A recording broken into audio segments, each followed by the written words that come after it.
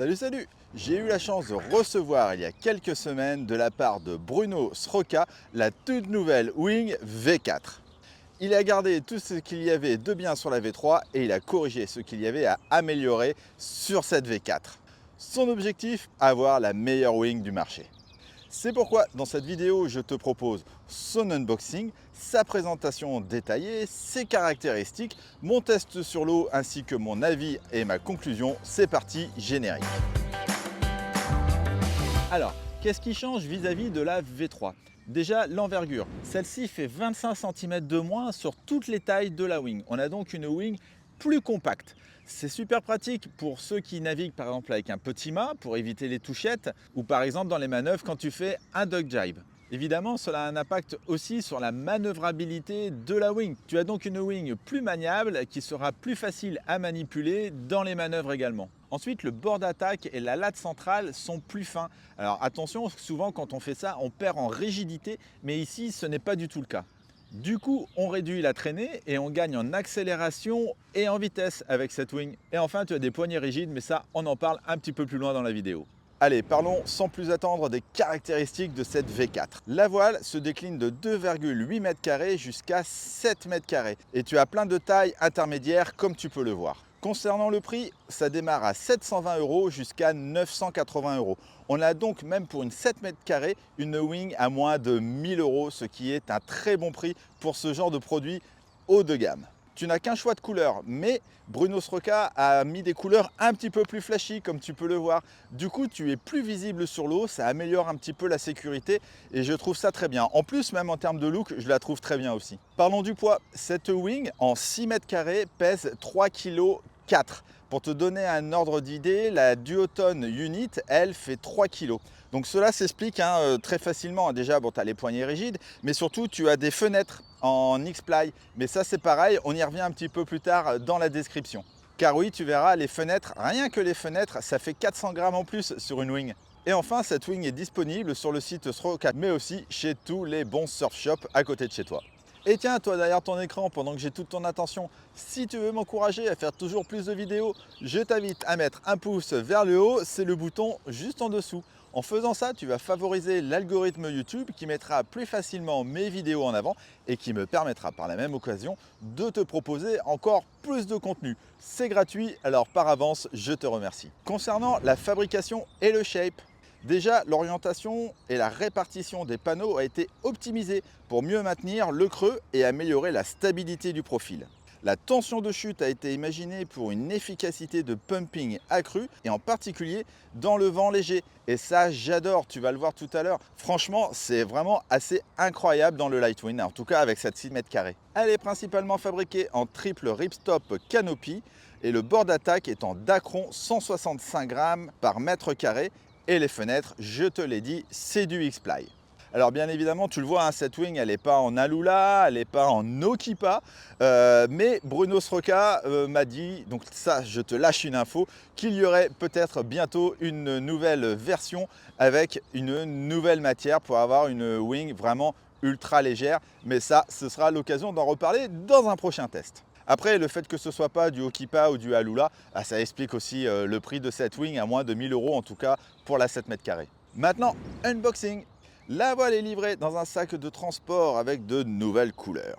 Sur le côté gauche, tu as une ouverture pour laisser respirer et sécher ta wing, ainsi qu'un élastique de serrage pour mettre la pompe. Sur le côté droit, tu as une petite poche bien pratique pour y mettre tes accessoires, et c'est ce que j'ai fait. À l'arrière, tu as des très bonnes sangles de portage rembourrées, ainsi qu'une poignée de portage et un range étiquette avec la taille de ta voile dessus. Il n'y a pas de poche à l'intérieur, ni d'évacuation en dessous, mais bon, ça c'est pas très grave, ça reste des détails. La wing est vendue avec un kit de réparation, avec patch autocollant, un adaptateur de pompe et un leash. Pour ouvrir le sac, tu as une grande fermeture zippée avec à l'intérieur la wing. Tu l'auras compris, on a là un très bon sac de transport. Il est temps de gonfler la Wing Sroka V4. Cette dernière possède deux valves de gonflage et c'est les mêmes valves que tu as sur un stand-up paddle gonflable, enfin ou même une planche de foil gonflable. Et ça c'est vraiment bien, c'est super pratique d'avoir qu'un seul embout pour pouvoir gonfler et ta planche et ta wing. En plus, cette dernière permet une meilleure précision de gonflage et une gestion de la pression plus efficace, ainsi qu'une meilleure étanchéité.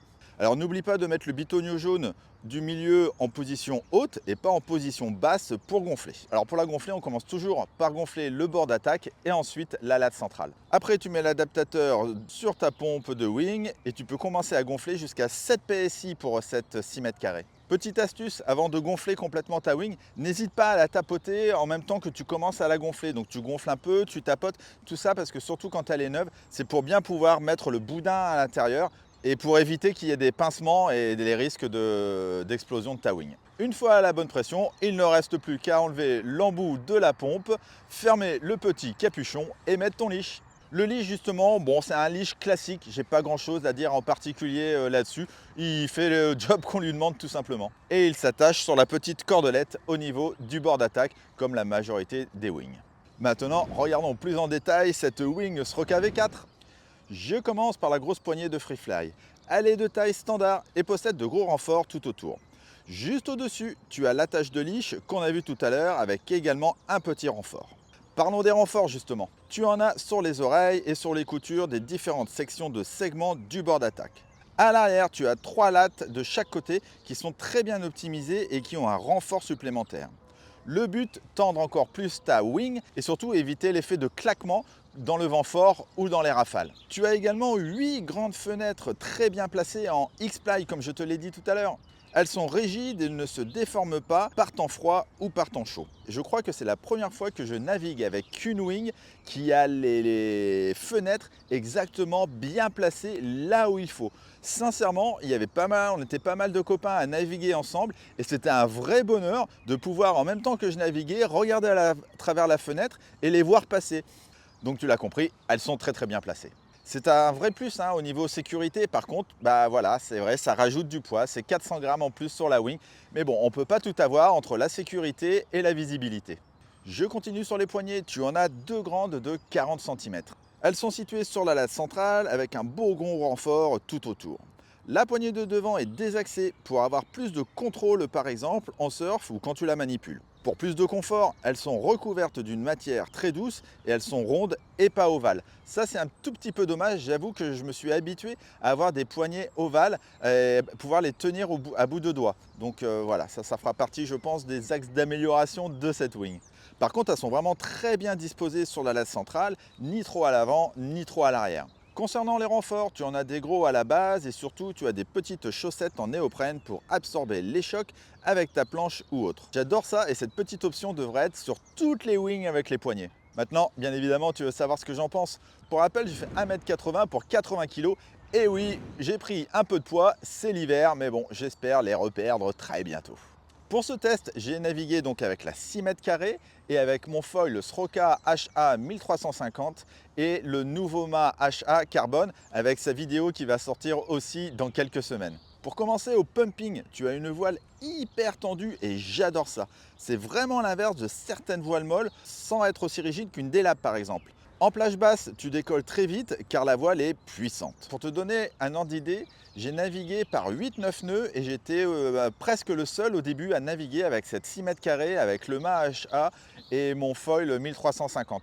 Donc c'est pour te dire, c'est quand même une voile qui est très tendue, qui est vraiment très rigide, avec laquelle on prend vraiment beaucoup de plaisir et le décollage, on a de la puissance tout de suite. Tu donnes 2-3 coups de pumping et vraiment la puissance est transférée directement dans le foil. Et à la fin de la session, le vent était monté jusqu'à 20 nœuds et j'étais pas non plus complètement à la rue avec une 6 mètres carrés pourtant. Et ça, c'est dû au fait que les extrémités de la wing au niveau des oreilles, ils sont plus fins. Du coup, tu as une légère déformation, mais sans pour autant perdre de la puissance. Concernant la stabilité, il n'y a rien à dire, elle se tient très bien avec la poignée de Freefly. Dans les manœuvres, et surtout pour ceux qui aiment les figures, c'est un vrai bonheur.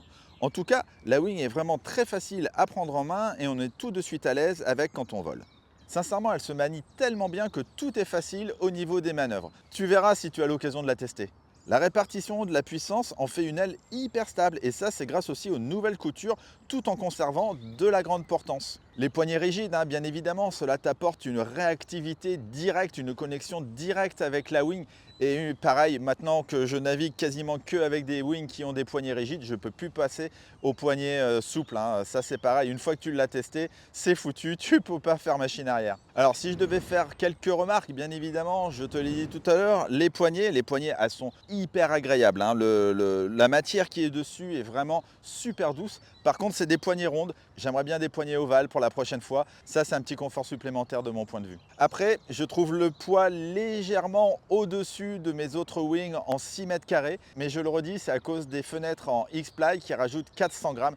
Donc voilà, c'est toujours pareil. C'est ce que me disent tous les constructeurs, hein, toutes les marques. Il y a des gens qui sont pour les fenêtres, il y a des gens qui ne sont pas pour les fenêtres. Il faudrait faire une version avec des fenêtres, une version sans les fenêtres. Et le poids, c'est vraiment une remarque sur la 6 mètres carrés parce que dès que tu as du vent, la voile s'autoporte hyper facilement. Donc sur une 5 mètres carrés, cette question de poids ne se pose vraiment même pas.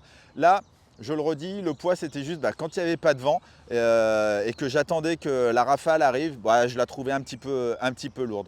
Mais vraiment, c'est sur les grandes tailles, hein. Alors voilà, j'ai pas grand chose d'autre à dire. Donc monsieur Bruno Sroka, si tu veux avoir la voile parfaite, tu sais maintenant les petites modifications qu'il te reste encore à faire. Si toi aussi tu l'as testé ou que tu la possèdes, n'hésite pas à me dire dans les commentaires ce que tu en penses. En conclusion, on a avec cette Wing V4 Sroka une voile très bien aboutie. Et je peux le dire, elle se place pour moi aujourd'hui dans les meilleures wings du marché. Elle est stable, elle est puissante, elle est performante, elle est maniable. Bref, que demander de plus? Encore bravo à Bruno Sroka qui de version en version améliore tout le temps ses wings en gardant un prix plus que raisonnable. Donc tu l'auras compris, je valide cette wing. Voilà, c'est terminé pour cette vidéo. Merci de l'avoir regardé jusqu'au bout. J'espère que cette présentation et tous ces détails t'ont été utiles et que cela t'aidera lors de ton prochain choix pour acheter une wing. À suivre d'autres vidéos du monde du foil sur Foil Magazine. Ciao ciao.